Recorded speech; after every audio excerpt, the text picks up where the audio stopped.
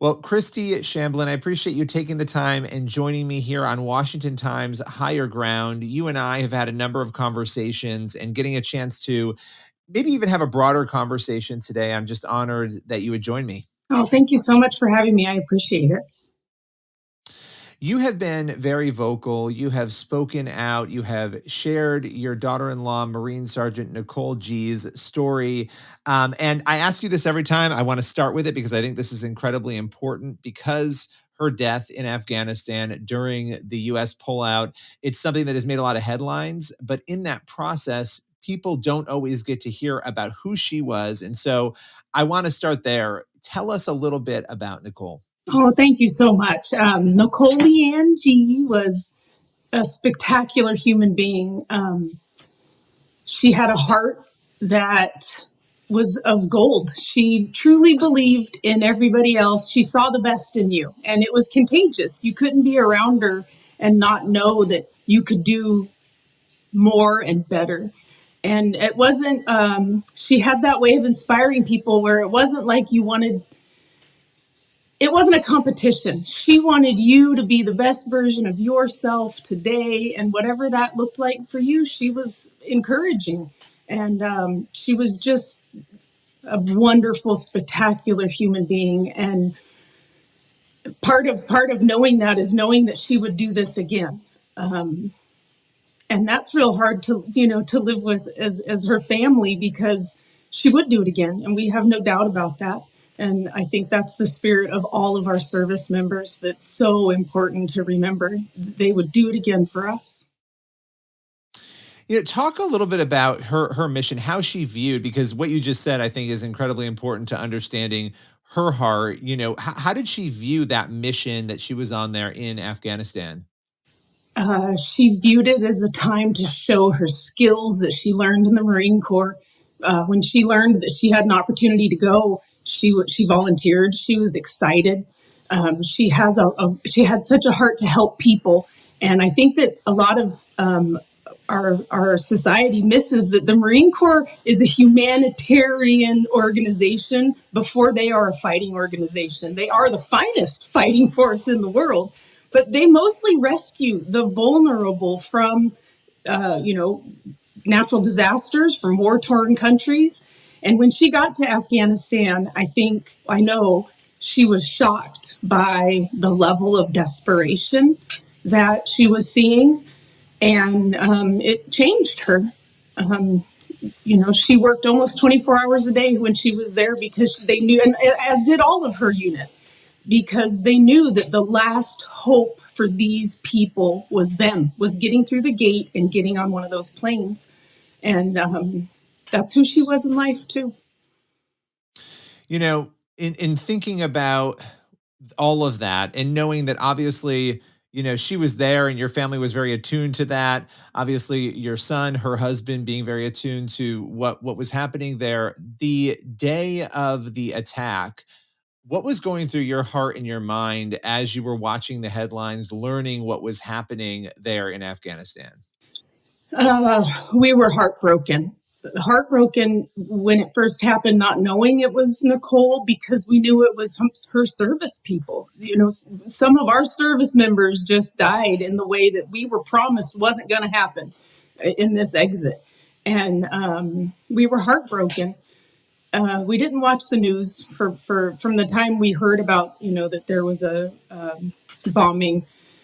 We just waited. And that it was probably 12 hours or so, maybe a little more, but it was excruciating, knowing that families were being notified, and also waiting for that knock on the door. But nobody should have to do that. Unimaginable. No, nobody should have to do that. And a situation that by all accounts, chaotic, not well organized, not it really, I mean, looking back at this, it's become such a national event in this election cycle because of what happened, because of the loss of life of our service members, including Nicole. And when you look at that day and where your life and your family's life is now, and I know this is a loaded question, so I'll let you go with it wherever you want, but how has your life changed? How has your family changed as a result of what happened that day? Um, I mean, in every way you can imagine, not only is your reality ripped from you and losing an integral part of your family, but then the experience afterwards and seeing, behind the curtain. We've seen behind the curtain. It's not pretty. It's not great. And we want change. We want to make it so that the next evacuation doesn't have casualties. We've been lied to. I sat behind Blinken in the DC hearing when he called it a success, and I was nauseous. I can't imagine how some of these people live with themselves, honestly. Well, and let's also talk about, and it's a complicated matter, obviously Afghanistan itself, but what has happened in Afghanistan since that pullout, the fact that the intense poverty that affects almost 100% of the population, what has happened to women, any advance that had been gained during those 2 decades with the US there. And again, there's lots of controversy around all that, but the reality is the lives of the people in Afghanistan have also been thrown into a hellish state that is incredibly unimaginable, with the Taliban slaughtering people. And I mean, I don't have to tell you, And so across the board, you have a very horrific situation. But coming back to what you just said, one of the things you expect in a situation like this is that your leaders, as the families who have lost so much, and by the way, you have been very vocal trying to get those answers, that your leaders would come alongside you, would comfort you, would communicate as best they can with you about not only what happened, but maybe even strategizing to make sure that this doesn't happen again. Let's talk about that. What sort of communication from the start and interaction have you had with the Biden administration, particularly President Joe Biden and Vice President Kamala Harris? Uh, Next to none. After we zero from Vice President Harris, we have had no communication, no letters, no nothing, zero. She was not at Dover. She nothing. President Biden, we did meet with him at Dover. It was not very personal, and we did not have an opportunity to, talk about any of those things. We were waiting for, to see, essentially our kids' coffins. But Can I ask you about that Dover? Because the Dover meeting has been the subject of a lot of headlines over the last couple of years. There were claims that he was looking at his watch. There were claims that he seemed aloof. There were claims, and I'm not saying this to pile on Biden. I'm saying this because I think it matters to the narrative of this conversation of how the government has treated you by your account. There were also accounts of him talking about his own son's death. Were those things from your purview that were true, the things that were in the headlines about that? absolutely, absolutely. The first words he said to my son and I were, that he and Jill knew the pain they had lost their son Bo.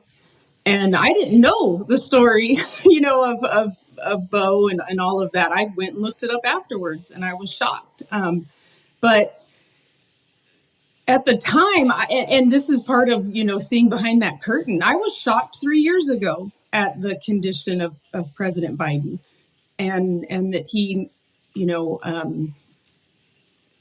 seemed to be struggling a little bit. And it shocked me to see all these other, politicians, people in suits in the room and not noticing. And I don't have any malice towards anybody. I really don't. But it was shocking that day. And it wasn't just the looking at the watch. People get hung up on that. It was an attitude of complete dismissiveness, and that this was an expected result. Wow. And you have, what has kept you going? Because you have been at every meeting you can be at. You spoke at the RNC. You've gone wherever you've been asked, as far as I know, to go, or wherever you've been invited. And that comes at a great cost. Just so people understand this, when somebody puts themselves out there in the media like you have, and we'll talk about this, a lot of negative can come with that. A lot of positive too, but a lot of negative. What has kept you going for 3 years now, continuing to speak out? My daughter-in-law and her legacy, the legacy of the 13. And then the people that came home, I've met more Marines and veterans who came back and who came to us and poured their hearts out. These men and women are heroes, and they're being dismissed, when they come home. I can't stand for that. I've watched, some of our wounded warriors struggle just to get the correct medical supplies, the correct wheelchairs, the right kind of assistance, just to move on with their entirely new life. And I can't not say anything. There's a lot of speculation about why you haven't received responses, because in addition to people understand, you have reached out to the White House, you have repeatedly attempted to have meetings to communicate with the president and vice president and people from the White House. And I know there have been form letters and those sorts of things that have come from Biden, but actual meaningful conversation has not happened. And there's been speculation around why that is. Some have said, well, because this is such a flammable political issue, admitting that it wasn't successful obviously would be a problem.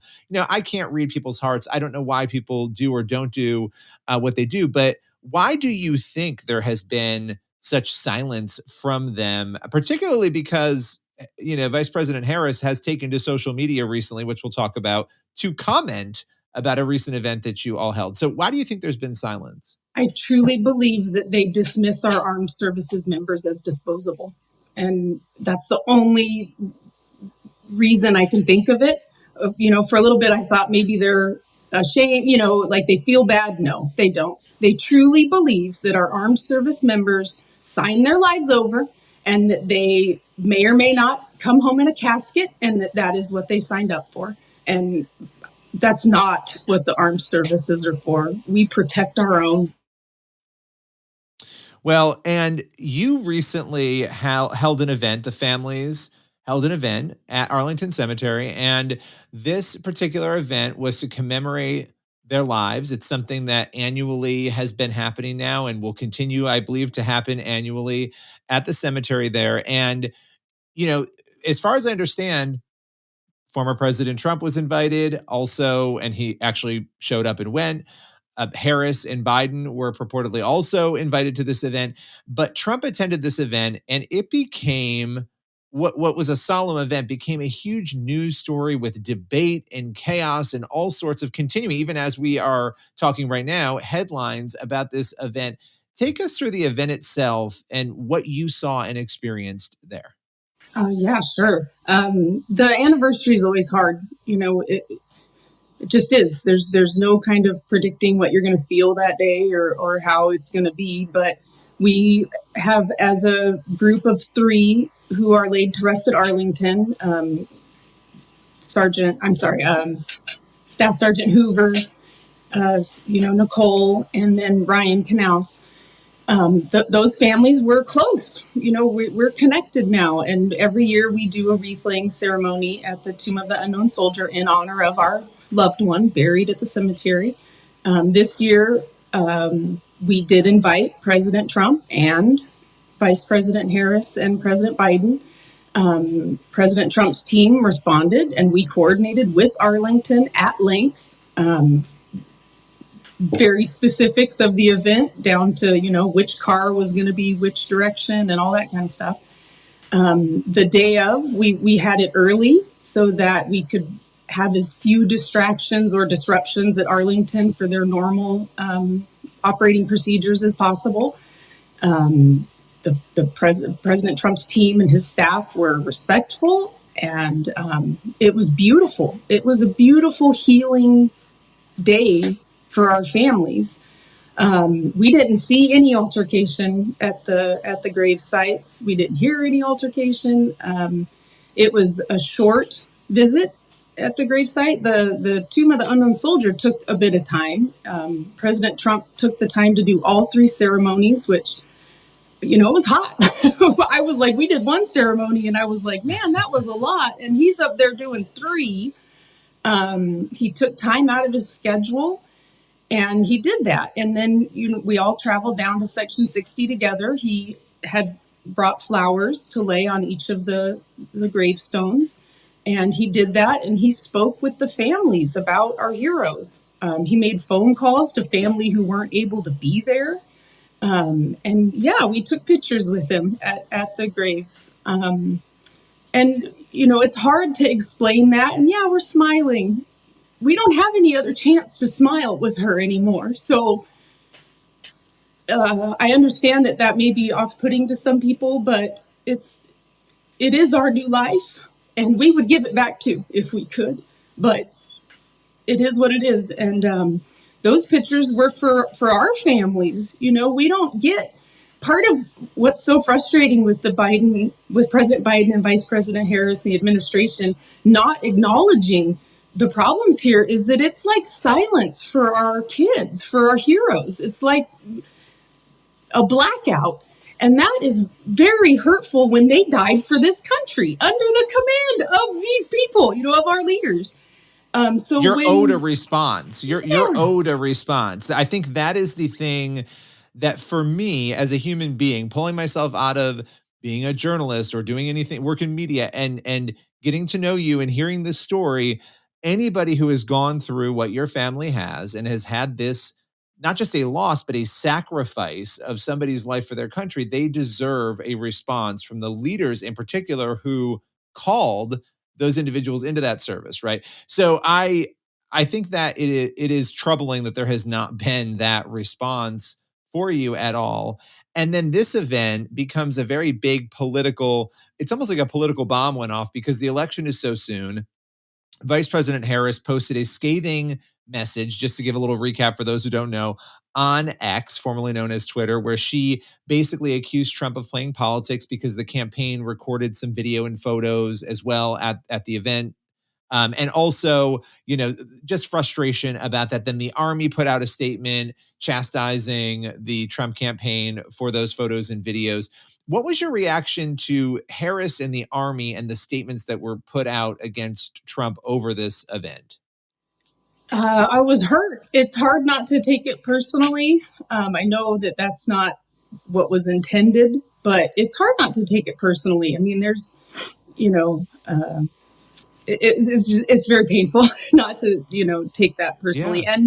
And the reality is, if President Trump and his team misstepped or did something that was out of line, then there's recourse for that. Take it up with them. We did not do anything out of line. We were not being disrespectful. We love our fellow Gold Star families, and that's part of what is so hurtful in this, is that we have other Gold Star families that are upset with us. And that breaks my heart because their heroes are just as important as Nicole and Ryan and Taylor. And, I just want to clarify for people so they understand, this was not something, and correct me if I'm wrong, where Trump came in and crashed the party. You invited him there. You all wanted him there. That part of it, regardless of whether photos should or shouldn't have been taken by the campaign, not by your families, you all wanted him there. That was part, and you invited everyone else as well. Absolutely. Out of respect. I mean, some people have said, well, why would you invite the people you're blaming? Well, they're our commander in chief right now. It's respect, and we have respect. We're asking for it back, and it just hasn't been that way. Let me ask you this. What would change, or what would have changed? Because I know there's a lot of hurt that is sort of piled on here. Had you received responses from Biden and Harris that were loving and compassionate and kind, and where they came alongside your family and expressed condolences, what would have changed in terms of your thoughts and views about the situation, and in particular them? It would be a lot easier to believe that they weren't so dismissive of our service members, that they didn't count on a loss of life for this event. When you have radio silence, you really do assume the worst. And every time another report comes out, we're just afraid what we're going to find in it, because so many opportunities for this to be prevented were bypassed. To know of any more, I'm sure there are more, but and I'll be honest, we don't need kindness and compassion. Even if they came along and said, hey, we don't think this is our fault or we did anything to contribute to this, but how about we be the people that help make it never happen again? That would be a spectacular legacy for President Biden and Vice President Harris. And instead, they're just burying their head in the sand. and accepting this is just how war is, and that's not the case. This was an evacuation, the end of a war. And you want, and as you just said, you want to prevent this for any other family from ever facing what your family has faced, and to think through and strategize, how can this be prevented in the future, right? I mean, that I think is something everybody wants on any side of any of these issues, on any political side. It's sad in many ways that this has become so political, because this isn't a political issue per se. It is a human issue, right? It's an issue that affects all of America. Yeah, absolutely. So at the end of the day, obviously, this event, which was, as you said, a beautiful event to honor the lives of those lost, it resulted in chaos, death threats. You've had all sorts of messages coming your way. And, you even put out a video that I know Trump shared explaining his attendance there. You have been willing to do interviews like this. What do you want to say to people who maybe aren't understanding from your view the event, what went on there? What's just your message to the country? This We would never choose to have drama surrounding our children's death anniversary. And we would never set something up like this or use it to be politically motivating in any way, shape, or form. We were looking for comfort and a peaceful day for the third year death anniversary of our loved ones. And President Trump did that for us. Him listening to our family members talk about our loved ones is very healing for our process. He didn't maybe say 10, 12 words. It was all about listening to our stories about our loved ones. And while I understand that, maybe not everybody can do that, it's important and it shows respect. Problem solving also shows respect, but we haven't had any of that either. Well, yeah, and I think one of the things I know that in a conversation we previously had, the social media post from Kamala Harris, from the vice president, that was attacking Trump over this event, that seemed to be the thing that really kickstarted a lot of the pushback, the negative messages. It is interesting, and I think it's important to note this. And it's gonna sound partisan, and it's not. If the critique is from certain people's perspectives, is that Trump made this political and shouldn't have been there. She also, I mean, at the very least, you have to say, well, she also made it political by putting a social media post out that used the event and Trump's presence there as an opportunity to score political points. And I think at the end of the day, that has been missed in a lot of this. Somehow, it's been looked past. But I know from your view, you felt like that message was very problematic for all of you as well. Absolutely. We didn't receive any death threats until after she put that on social media. And when I say death threats, I mean to my phone, human beings calling my phone, calling me by name, knowing where I work, saying that they want me dead. I can't imagine how that's okay for any human being to think, that that's happening. And I don't believe that that was her intention, but that's exactly what has happened. And it's not just one or two. I mean, I have hundreds of social media messages with the same tone and intention. And it's heartbreaking. I think that there could be, it just is amazing to me how far people will go to sling mud. There's nothing like saying, we're so sorry for the loss of your loved ones.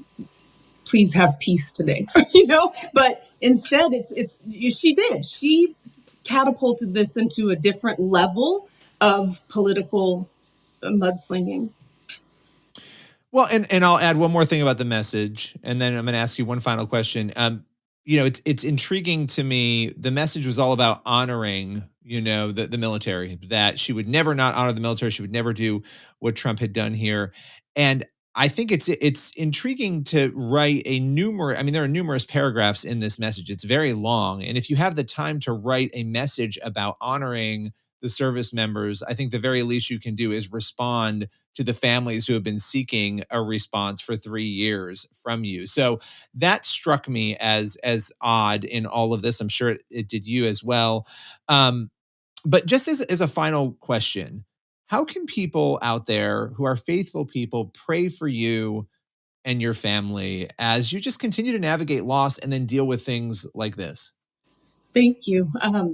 Pray for peace and healing, and pray for our nation, and pray for our service members who came home. They live lives that they too would give back, but they live them in a way that is motivating and an inspiration every single day. And we want them to be whole. We want all of us to be whole again, and pray for peace mostly. Well, I so appreciate you taking the time again to speak with me and to break this all down. I know it's not easy, and I know it takes a lot of bravery to get out there and courage and to do what you have done on behalf of Nicole. Thank you for your time today. Thank you very much. I appreciate it.